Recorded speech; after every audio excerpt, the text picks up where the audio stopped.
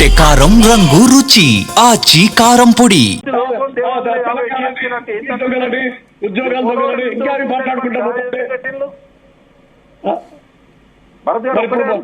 ఈ 57 సంవత్సరాలు 500 కిలోమీటర్లు ఒక్క బ్యారేజ్ కట్టిండ్రు అంటే వీళ్ళు చంద్రబాబు నాయుడు పీరియడ్ లో 9.5 ఏళ్లలో. మా చెరువుల నీళ్లు వాళ్ళకే కావాలి, మా కాలువల నీళ్లు వాళ్ళకే కావాలి, వర్షపు నీళ్లు వాళ్ళకే కావాలి. గోదావరి డెల్టాలో ఒక్క పంటకు ఉండేది, దాన్ని ఇప్పుడు 2 పంటలు పండించుకుంటున్నారు. ఖరీఫ్ లో తెలంగాణలో పడ చెరువులు దిగాలి, ఆ నీళ్లు వాగులలో పడాలి, గలగల గోదావరి తరలిపోతుండాలి, బిరబిర కృష్ణమ్మ పరుగులు ఇడుతుండాలి. తెలంగాణ మాత్రం పాలమూరులో 14 లక్షల మంది 12 సంవత్సరాలు ఉంటాయి కదా, మరి మీరేం బాగు చేసుకున్నారు చెప్పండి. పాలమూరు పాపం మీకు తగులుతుంది అండి, పాలమూరు రైతుల కోసం మీకు తగులుతుంది. దాన్ని నాశనం చేసింది శాపనార్థాలు పెట్టి రాజకీయంగా బతకాలనుకుంటే కరెక్ట్ కాదు. అది నేను తెలంగాణలో చాలా ప్రాజెక్టులు కంప్లీట్ చేయడానికి ప్రయత్నం చేశారు. చంద్రబాబు నాయుడు మొదలుపెట్టిన పుష్పాలి సాగర్ కూడా రాజశేఖర రెడ్డి వచ్చాకనే పూర్తి చేశారు. నేను రాజశేఖర రెడ్డి రాయలసీమ కదా, నేను ఆయన తిట్టట్లేదు కదా. జలయజ్ఞంలో కొంతవరకు మాకు వర్క్ రాజశేఖర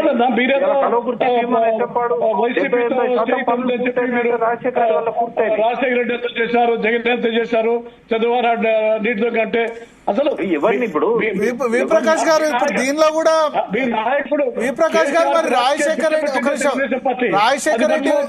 ఒక నిమిషం రాజశేఖర రెడ్డి అని అంటారు కదా, మరి పోతిరెడ్డి పాడు 11,000 క్యూసెక్కుల నుంచి 44,000 క్యూసెక్కులు చేసి రాజశేఖర రెడ్డి చేశాడు. దాన్ని ఎవరు మెచ్చుకోరు. రాజశేఖర రెడ్డి చేసిన ద్రోహమే అది. మరి అంతకుముందు తీసుకోవడానికి అవకాశం లేదు కదా, 1 టీఎంసీ కంటే ఎక్కువ అవకాశం లేదు కదా. 1 టీఎంసీ కదండి, వాళ్ళు 1,500 క్యూసెక్కులే. ఆ ఎస్ఆర్టీసీ అనేది ఒకటి పుట్టించుకొని రోజుకి 1 టీఎంసీ తీసుకోవాలని ఫస్ట్ 1,500 క్యూసెక్కులను 11,500 పెంచుకున్నారు. మళ్ళీ 1000 క్యూసెక్కులు దానికి యాడ్ చేశారు. ఎన్టీ రామారావు ఉన్నప్పుడు ఓన్లీ తెలుగు గంగకు రోజుకు 1,500 క్యూసెక్కులనే మొదలు నిర్ణయం అయింది. 1,500ను తర్వాత ఏం చేశాడు చంద్రబాబు నాయుడు వచ్చి దాన్ని 11,500 క్యూసెక్లకు 1 టీఎంసీకి పెంచాడు. రాజశేఖర రెడ్డి వచ్చేసి దాన్ని 44,000 టీఎంసీలకు పెంచాడు. తర్వాత కాలంలో దాన్ని ఇప్పుడు జగన్ గారు 80,000 టీఎంసీలకు పెంచారు. బట్ తీసుకుపోవడానికి అవకాశం లేదు, ఇప్పుడు ఇంకా పూర్తి కాలేదు పనులు. కాబట్టి చంద్రబాబు నాయుడు దాన్ని ఆపాలనుకుంటాను. కాబట్టి ఆ పోతిరెడ్డిపాడు ద్వారా పోయేటి అక్రమంగా తీసుకుపోయే నీళ్ళు అవి. ఇప్పుడు తెలంగాణలో పాలమూరు రంగారెడ్డికి నీళ్లు ఇచ్చి ఎత్తిపోతల పథకాలకు అభ్యంతరం చెప్పకపోతే మాకేం అభ్యంతరం ఉంటుందండి. మేము ఎన్నడూ కూడా గుంటూరు జిల్లాలో గుంటెడుపు అడగలేదు, విజయవాడ పట్టణంలో వీసమెత్తి అడగలేదు. మాకు కావాల్సింది మేము అడుగుతున్నాం. మా నీళ్లు మాకు ఇచ్చినాక మీరు ఎన్నైనా తీసుకపోండి, ఎవడు ఆపుతున్నాడు మిమ్మల్ని?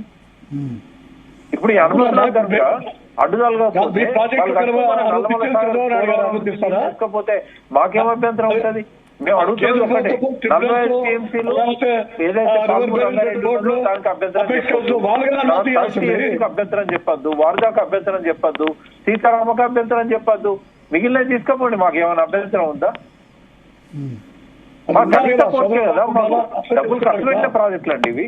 ఆ ప్రాజెక్టులకు కూడా మేము కాలువలు తవ్వి అక్కడ వారదా కింద ప్రాణహిత చేవెళ్లలో భాగంగా 8,000 కోట్లు పెట్టి కాలువలు తవ్వారు. అది వేస్ట్ కావద్దని కేసీఆర్ గారు గ్రావిటీతోని వారదా నుంచి 20 టీఎంసీలు వస్తాయని చెప్పి ఆయన ప్లాన్ చేశాడు. దానికి ఎందుకు అభ్యంతరం చెప్పాలి? ఇవన్నీ అభ్యంతరాలు చెప్పకపోతే నల్లమల సాగర్ కు మేమెందుకు అభ్యంతరం చెప్తాము? సామరస్యంగా పరిష్కరించుకునే భరత్ గారు అసలు వదిలేస్తే నల్లమల సాగర్ కి అభ్యంతరం వదిలేస్తారా? అవసరం లేదు మాకు. ఎందుకండి పోలవరం నుంచి నల్లమల సాగర్ తీసుకుపోనియండి, ఆయన ఎక్కడికన్నా తీసుకుపోనియండి, మాకేంది ఇబ్బంది? మాకు అడ్డుదల కేంద్ర ప్రభుత్వం ఆయన చేతుల్లో ఉంది. లింగారెడ్డి గారు బనకచెర్ల మొదలు బనకచెర్ల అన్నారు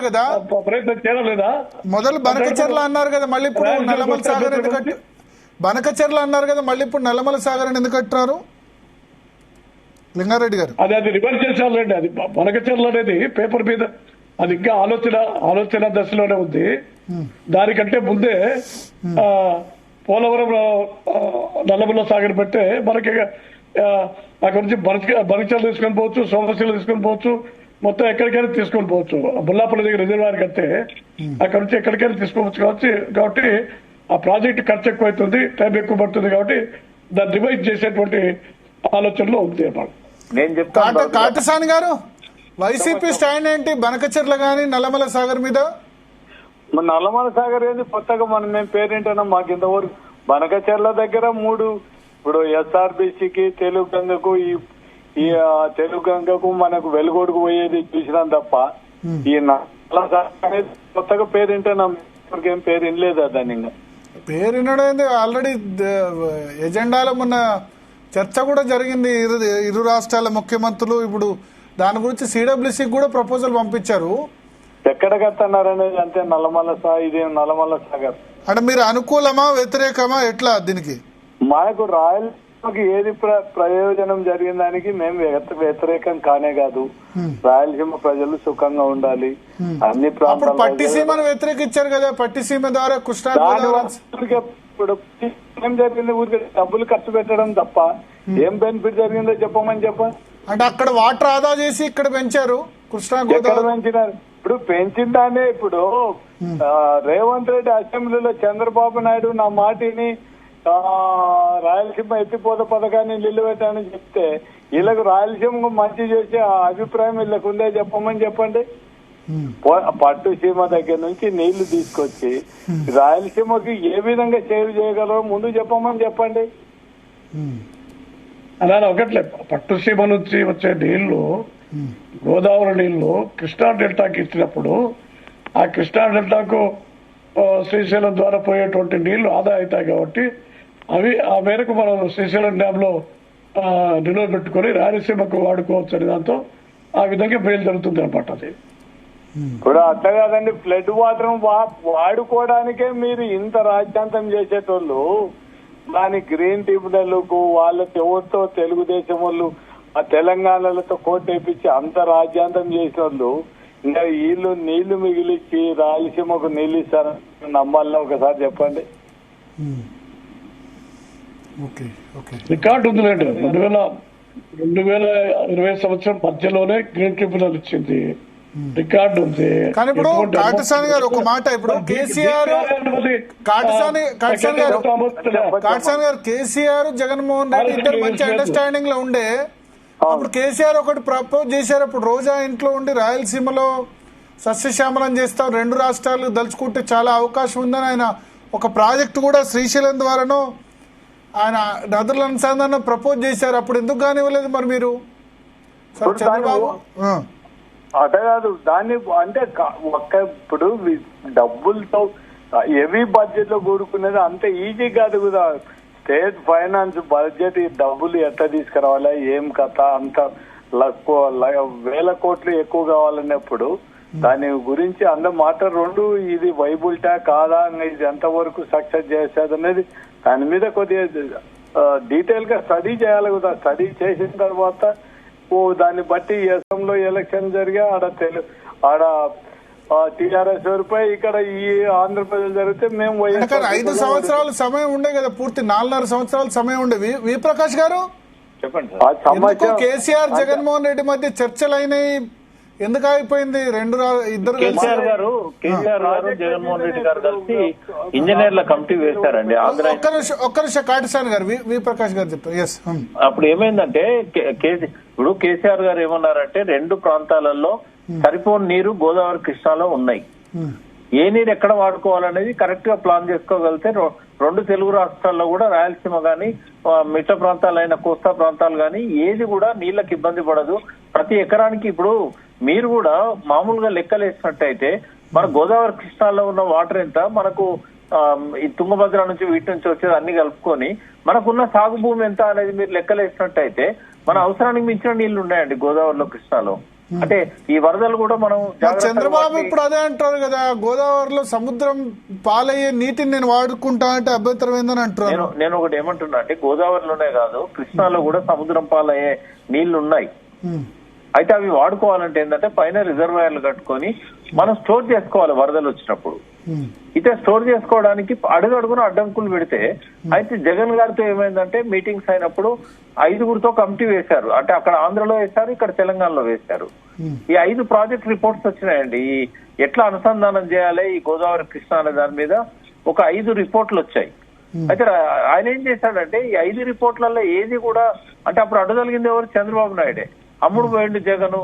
రాజశేఖర రెడ్డి మన కేసీఆర్ కు తాకట్టు పెట్టాడు ఆంధ్ర ప్రయోజనాలు అడ్డగోలుగా తిట్టాడు. దాంతో ఏమైంది, ఆయన భయపడిపోయి ఒకసారి ప్రజలలో నన్ను దొంగం చేసే ప్రయత్నం చేస్తున్నాడని చెప్పి ఆయన వ్యాప్కోస్ వాళ్ళకి ఎప్పుడో ఇచ్చిండు. రాజశేఖర ఈయన చంద్రబాబు ఉన్నప్పుడే వ్యాప్కోస్ వాళ్ళకు సర్వే కోసం ఇచ్చాడు ఈ పోలవరం బనకచెర్ల.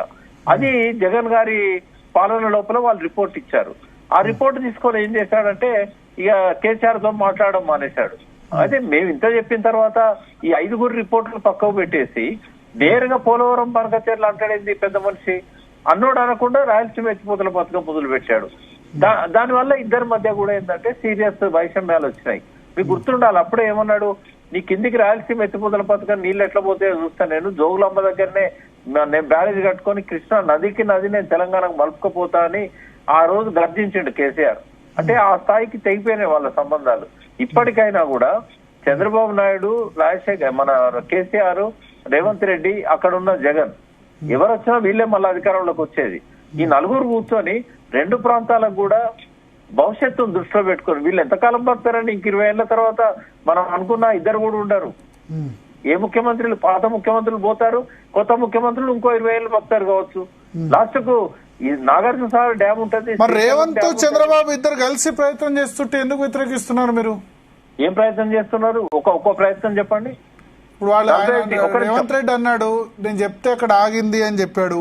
తర్వాత కేంద్ర మంత్రి దగ్గర మీటింగ్ జరుగుతుంది, దాన్ని ఆబ్జెక్ట్ చేశారు కదా. లేదు, ఒక్క నిమిషం అండి. పోలవరం బనకచెర్ల మీటింగ్ జరుగుతుంది, దాన్ని ఆబ్జెక్ట్ చేశారు కదా. మన అభ్యంతరాలన్నీ తొలగిపోయేదాకా, పాలమూరుకు 45 టీఎంసీలు వచ్చేదాకా ప్రతి దాన్ని అడ్డుకోవాల్సిందే. వాళ్ళు మర్యాదగా వినకపోతే కత్తులు పట్టుకొని తుపాకులు పట్టుకొని పోయి అడ్డుకుంటారు ప్రజలు, ఊకుంటారా? ఇప్పుడు నేనేమంటున్నా అంటే 250 టీఎంసీలు మిగులు జలాలను తీసుకుపోతాను కదా, 45 టీఎంసీలు పాలమూరుకి వేయడానికి ఏందండి? అంటే చిత్తూరు కుప్పం దాకా